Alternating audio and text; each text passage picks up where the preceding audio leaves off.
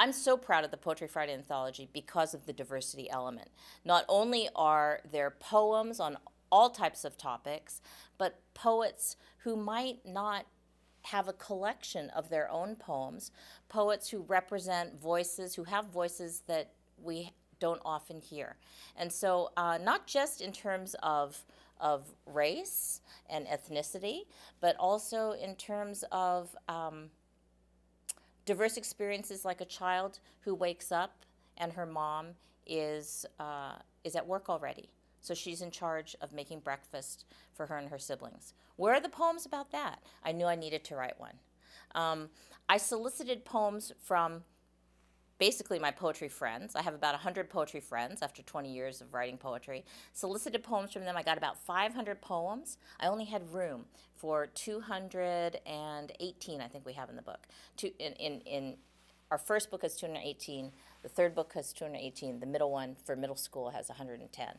But so for 218 poems out of 500, I had to pick the ones that really stood out for some reason or another.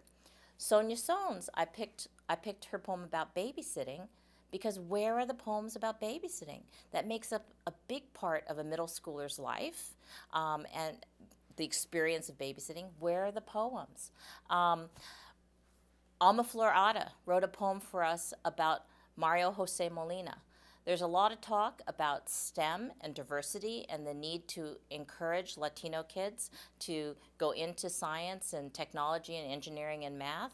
But where are the poems about that provide a role model for science? So when Alma Florada wrote a poem for us about Mario Jose Molina, the Nobel Prize winner, I said, perfect, that's what we need. Not just picking a poem because it's written by a person of color, but picking a poem that really contributes to the discussion, that makes people proud of their heritage, that inspires kids to do something great with their lives. That's the kind of diversity that I was looking for. And the poets rose to the occasion.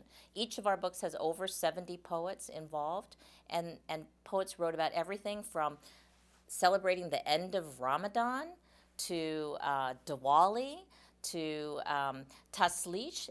April Halpern Wayland wrote about the tradition of Taslich, the Jewish tradition of Taslich, where you throw away your bad memories of the year in order to give yourself forgiveness and start the new year by throwing bread into the ocean off a pier.